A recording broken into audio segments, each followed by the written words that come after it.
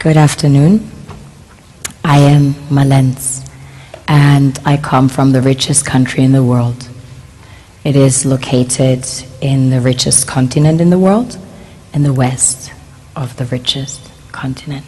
My country is called Sierra Leone.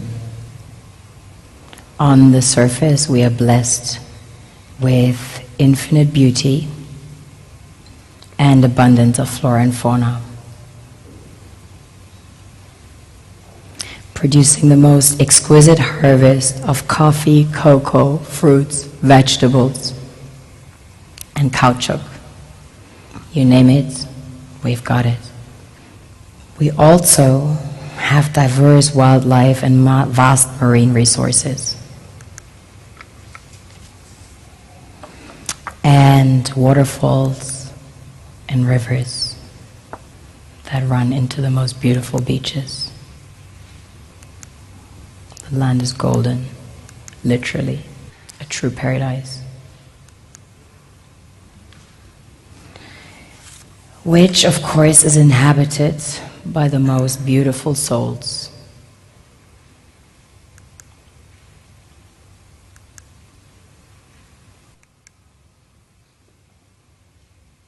We have a very strong cultural heritage.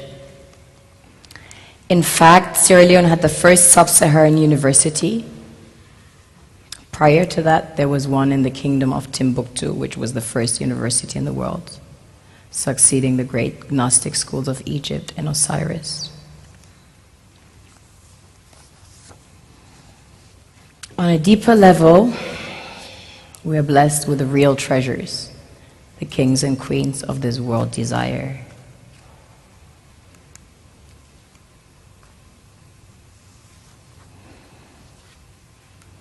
This was the largest alluvial diamond ever found. It weighs almost 1,000 carats, 969 to be precise.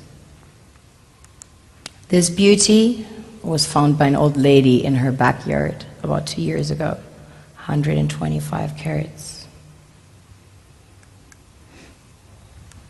Some people mine gold in their backyards. That's quite common. Besides gold and diamonds, we have about 20 precious minerals that have been discovered as of today. We recently started extracting huge petroleum reserves that have been discovered. We have platinum, ilmenite to make titanium, rutile to coat jets, iron ore, the largest iron ore deposits in Africa, the third largest in the world. Tantalite, also known as coltan, used in your mobile phones and computers. Bauxite for aluminium production. Zinc, chrome ore, copper, coal, phosphates, potassium, salt, lead, granite, asbestos, nickel, zircon. Furthermore, we have exquisite timber like mahogany, antique, and we have the most beautiful stamps in the world. Of course, the West needs Africa's resources most desperately to power airplanes, cell phones, computers, and engines, and the gold and diamonds, of course, a status symbol to determine their powers by their core and to give value to their currencies.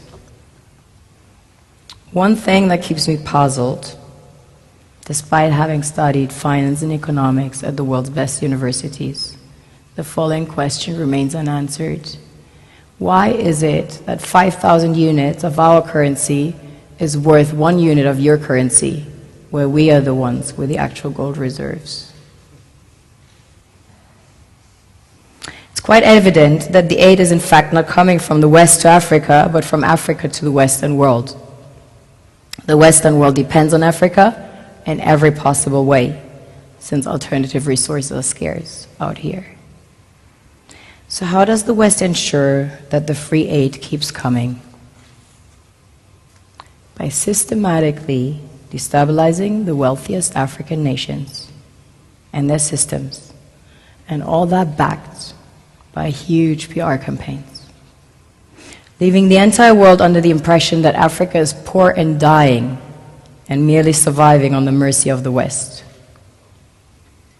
Well done, Oxfam, UNICEF, Red Cross, Life Aid, and all the other organizations that continuously run multi-million-dollar advertisement campaigns depicting charity porn to sustain that image of Africa globally. Ad campaigns paid for by innocent people under the impression to help with their donations. While one hand gives under the flashing lights of cameras, the other takes in the shadows. We all know the dollar is worthless, while the euro is merely charged with German intellect and technology, and maybe some Italian pasta. How can one expect donations from nations that have so little? It's super sweet of you to come with your colored paper in exchange for our gold and diamonds.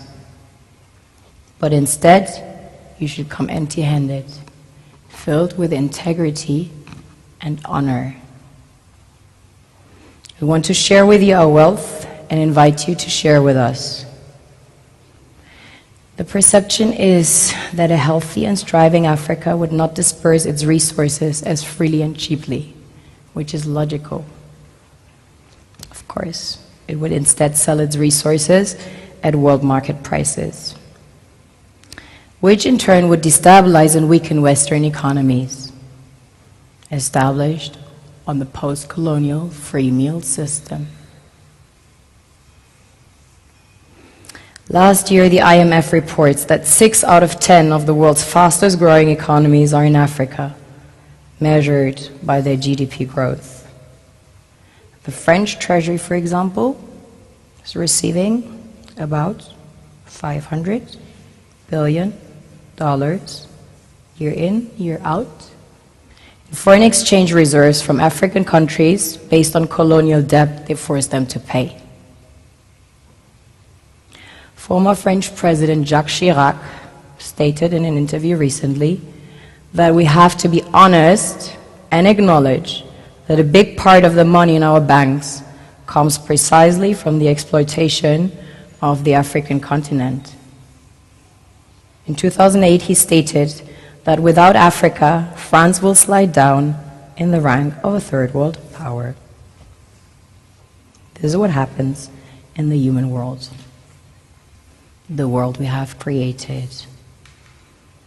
Have you ever wondered how things work in nature?